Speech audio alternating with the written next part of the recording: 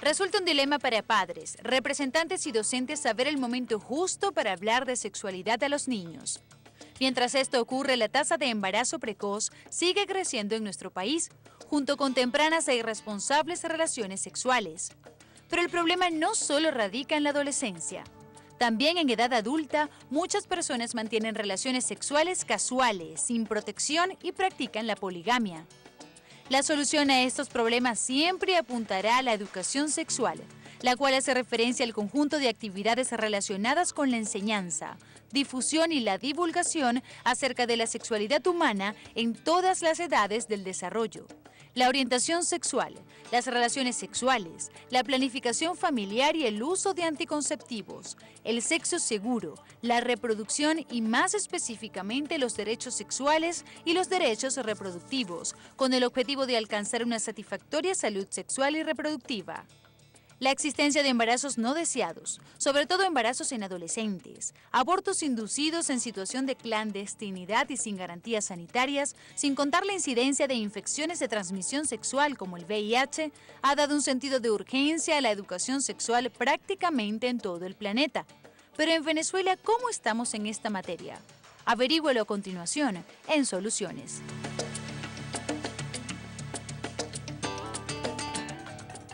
Y es que ¿sabía usted, por ejemplo, que en nuestro país 9 de cada 10 adolescentes que ya han iniciado su vida sexual usan o no usan, mejor dicho, los métodos anticonceptivos a pesar de que los conoce?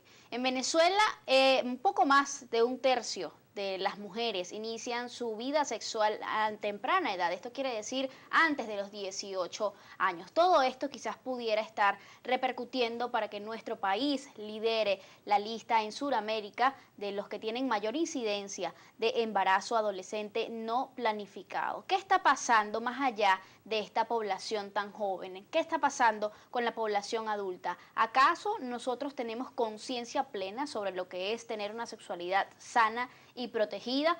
De todo eso vamos a hablar el día de hoy, además de averiguar cómo nosotros podemos entonces fomentar toda esta situación y la conciencia en torno a estos puntos tan fundamentales. Para hablar de este tema nos acompañan el día de hoy la psicóloga Idali Guzmán. Ella es además sexóloga, terapeuta de pareja y familia y además directora del grupo Ambos. Muy buenos días, bienvenida. Gracias, buenos días. También nos acompaña la psicóloga clínica Irene Indriago. Ella es además presidenta de ProSalud y tiene más de 23 años en todo lo que es la educación de salud sexual y reproductiva. Muy buenos días. Gracias. Bienvenida. Natalie Vitesnik, amigos, como siempre, les da la bienvenida a Soluciones. Hoy para hablar de este tema que es sumamente importante porque constituye un gran foco de preocupación, no solamente para los padres, sino también para el resto de la sociedad. ¿Qué está pasando con nuestra juventud? ¿Qué está pasando con nuestros adultos que quizás no están llevando la sexualidad de la forma más sana y responsable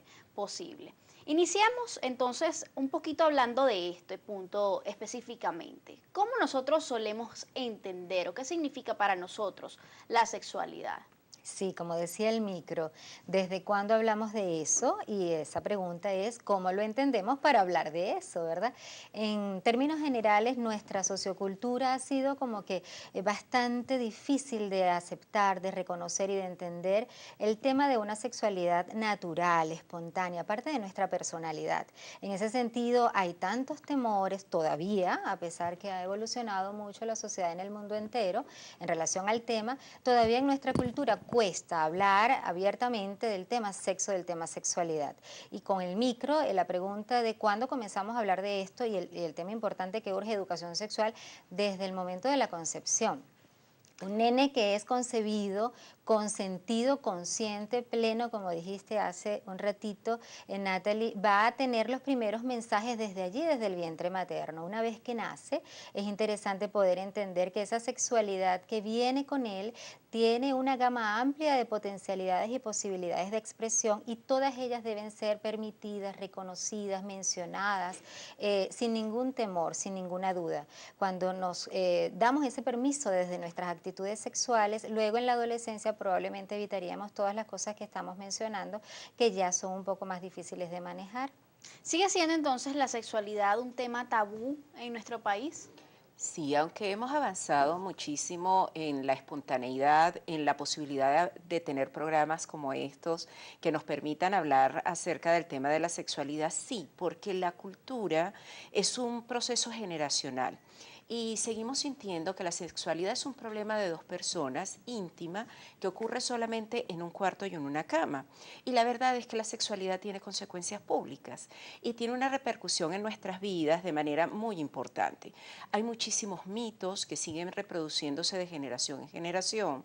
Entre ellas, por ejemplo, el hecho de que si se habla de sexualidad, estamos incitando y estamos estimulando la iniciación sexual. Y los estudios e investigaciones han comprobado que en la medida en que lo hacemos a más temprana edad, como lo dice Idalí, en esa misma medida nosotros vamos a tener la oportunidad de que esa joven o ese joven tome decisiones desde el punto de vista saludable, con conocimiento y con responsabilidad. Entonces, en realidad, hablar de sexualidad inicia a muy temprana edad y puede prevenir muchos elementos que se van dando incluso hasta nuestra vejez. ¿Cuáles son las consecuencias justamente de no hablar de sexualidad desde temprana edad? Sí, los problemas que se van desarrollando. Por ejemplo, si ubicamos las tres etapas como más grandes en el desarrollo del ser humano, tenemos en la infancia, los nenes y las nenas están como más vulnerables, ¿verdad?, a muchas exposiciones de peligro. Entonces allí muy probablemente el que desarrollen confusiones, creencias irracionales, inadecuadas acerca de lo que significa su cuerpo y su sexualidad y su expresión, lo que tiene que ver con su género, ¿verdad?, los roles o papeles que les colocamos o les asignamos desde que nacen, cómo deben ser las nenas, cómo deben ser los nenes. Eso va marcando probablemente algunas veces las dificultades que ellos en su desconocimiento van a copiar o a imitar de los adultos que son sus cuidadores. El abuso sexual, por ejemplo, es un riesgo importantísimo del que hay que hacer protección con responsabilidad. Esto, por supuesto, en la infancia. En la adolescencia, una vez que ya la pubertad ha marcado los cambios, pues todas estas hormonas que van a impulsar, digamos, el deseo y la actividad sexual, si no ha tenido una buena formación, si no ha aprendido a valorar su cuerpo, a aprender a cuidar su cuerpo y a sus expresiones sexuales, muy probablemente va a ser bastante vulnerable de manipulaciones, de presión de grupo y, por supuesto, lo que estábamos mencionando y lo que dice Irene, ¿verdad? Va a haber una sexualidad que se ejerce en la actividad o en la práctica de manera desprotegida, de manera a veces no consensuada, de manera a veces abusiva, ¿no? El tema en adolescentes, la prueba del amor es eterna y eso va marcando problemas que en el futuro, en la adultez, van a menoscabar la sexualidad en su placer, ¿no? ¿Y cómo es el deber ser de una sexualidad sana y protegida? De eso vamos a hablar al regreso. Hacemos, amigos, nuestra primera pausa, no sin antes indicarles que pueden desde ya participar con todos sus comentarios y las preguntas que tengan respecto a este tema a través de nuestra cuenta en Twitter, @solucionesgb. Hoy utilizamos el hashtag o la etiqueta Soluciones Sexualidad. Ya venimos.